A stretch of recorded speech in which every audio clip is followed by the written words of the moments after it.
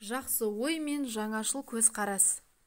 Әр нәрсенің жақсы жағын көре білген адам жақсы ойлайды, ал жақсы ойлай білген адам өмірінен ләззат алады. Шынында, өмірден ләззат алудың кілті жақсы көре білу және жақсы ойлау. Ойнап айтса да ойындағысын айтты демекші, адам баласы айналасына негізінде шекесіндегі көзімен емес, санасындағы көзімен қарайды. Соған қарай көрген білгенін қорытады, тұжырымдайды, шешім шығарады. Демек, ең алдымен ой-сананы түзету керек. Сана түзелсе, адам түзеледі, ал адам түзелсе, қоғам дұрыс жолға түседі. Рас, көзіндегі көзілдіріктің түсі қандай болса, адам да айналасын сол түспен көреді. Мысалы, бүкіл жұртқа адамгершілікпен қарайтын кісі басқаларды да солай көреді. Барлық адамның адамгершілігі бар деп ойлайды. Қолының сұғанағы бар адам айналасына «Мына кісі менің бір затымды жымқырып кетпесін» деген күдікпен қарайды. Өтірік айтқаннан ешкім өлмейді дейтіндерге келсек, олар алдындағы адам ағынан жарылып, бар шынын айтып тұрса да, оның сөзіне толыққанды сенбейді, сене де алмайды. Бармақ басты, көз қыстыны кәсіп еткен өзгелерді парамен байлап алғысы келеді де тұрады. Тіпті өзге кісілер маған бір нәрсе берсе екен деп дәметіп тұрады. Қалған мәселелерді осылай жалғастырып кете беруге болады. Адамдағы көралмаушылық сезімі де осыған жаңылыс түсінікте туындайды. Олай болмаса, ағайын бар болса бере алмайды, жоқ болса көре алмайды сөзі қайдан шықты? Шындығына келгенде ағайын туыс, дос жаран, сөзіне жақын адамның жақсылығын күнде көріп, көзі үйреніп кеткендіктен көп нәрсеге көңіл бөліп қарамайды. Бар дүниеге байыппен қарай алмағандықтан болмашы нәрсеге бола бұртиып, бұйымтайға бола безіп кетеді. Мынадай оқиғаны оқығаным бар. Бір сабақта мұғалім тақтаға үлкен ақ қағаз іліп, ортасына доңғалатып қара нүкте қояды. Балаларға қарап: «Қанекей, айтыңдаршы, мына тақтада не көріп тұрсыңдар?» деп сұрағанда, жан-жақтан «Қара нүкте, қара дақ, домалақ нүкте, қара шеңбер» деген сияқты жауаптар естіледі. Сыныптың іші саябырсыған сәтте мұғалім былай дейді: «Дұрыс айтасыңдар, мұнда кішкене қара дақ бар, алайда еш қайсыларың тақтадағы ілініп тұрған үлкен ақ қағазды көре алмадыңдар. Барлығыңда назарларыңды үлкен ақ қағазға емес, кіп-кішкентай қара даққа аудардыңдар. Егер дұрыстап қарай білгендеріңде, қара дақ түскен үлкен ақ қағазды да көре алар едіңдер». Өмірде де кез келген мәселелерді дұрыс шешім шығару үшін бүкіл нәрсені бүтіндей алып қарауға тырысыңдар. Қолдан келгенше мәселенің екі жағына қарап үйренген дұрыс. Мысалы, айнаның екі жағы бар. Айнаның қара жағына қараған адам өзге түгіл өзін де көре алмайды. Мына қап-қара кір-көжалақ не нәрсе деп теріс қарап кетіп қалады. Ал айнаның жылтыр жағына қараған кісі аспандағы күнді де, алыстағы асқар тауды да өз жанынан таба алады. Дәл сол секілді басқа адамдардың жақсы жағын көре білген адам жанында көп досы болады.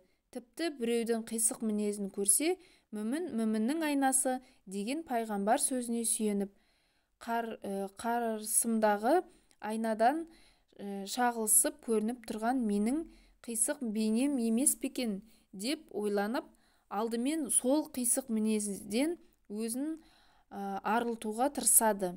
Өйткені бұлай ойлай алатын адамдар өзін түземей тұрып, өзгелерді түзете алмайтынын біледі. Нақтырақ айтқанда, өзіміз ренжіп жүрген адамымызға жақсылап қарайықшы, әсіресе оның мінез-құлқына жалпылама түрде сипаттама беріп көрелік. Оның жақсы мінезін теріс түсініп жүрген жоқпыз бекен? Анықтап қарасақ, оның жақсы қасиеттері көп-ақ. Сабырлы, кішіпейіл, ашық жарқын, тағы басқа. Ал енді біздің ренжуімізге себеп болған мінезіне қарап көрейік. Тас жүрек, қорқақ, шәңкілдек, тағы басқа. көріп отырғанымыздай, кейбіреуіміз сабырлықты тас жүрекпен, кішіпейілдікті қорқақтықпен, ашық жарқын кісіні шәңкілдекпен шатыстырамыз, немесе солай көреміз. Өйткені ойымыз сондай, жан дүниеміз сондай. Жарайды, шынымен де солай-ақ болсын.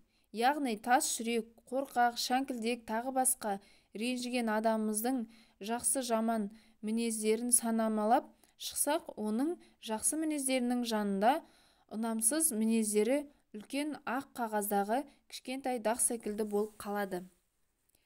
Ендеше оған деген ренішіміз орынды ма, әлде орынсыз ба, бір таразылап көрейік.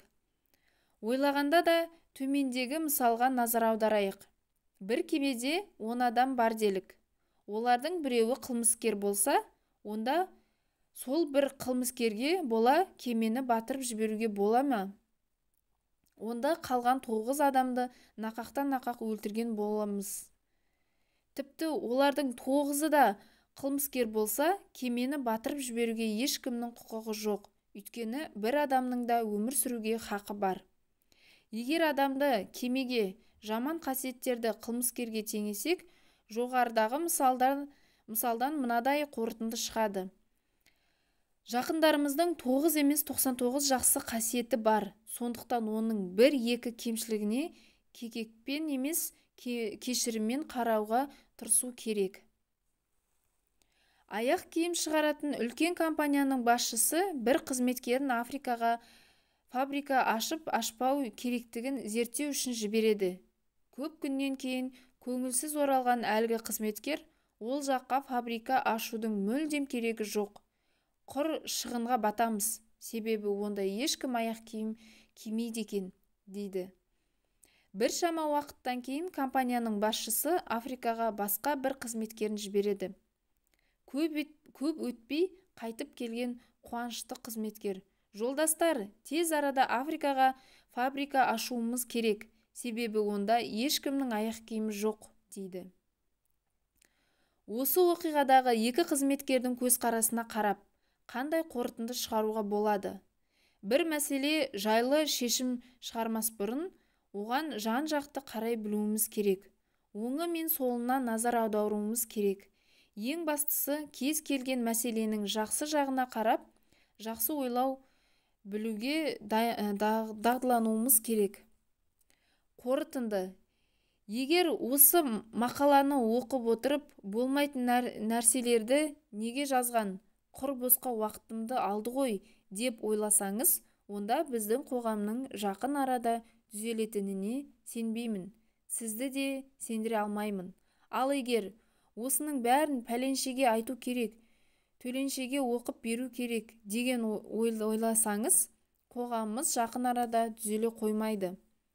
Егер ойпырмай нағыз маған керек мақала екен, үйренетін көп нәрсем бар екен деп ойласаңыз, онда болашаққа үлкен сеніммен қарауға болады. Жақсы ой, жағымды пікір, жаңашыл көзқарас болса, болашағымыз жарқын болмақ. Ендеше, ардақты ағайын, жарқын болашаққа жақсы оймен, жаңашыл көзқараспен қадам бастайық. Егер менің осы ойларым сіздерге ұнайтын болса, қоңыраушаны басып, тіркеліп, лайк басып, комментарий қалдырыңыздар.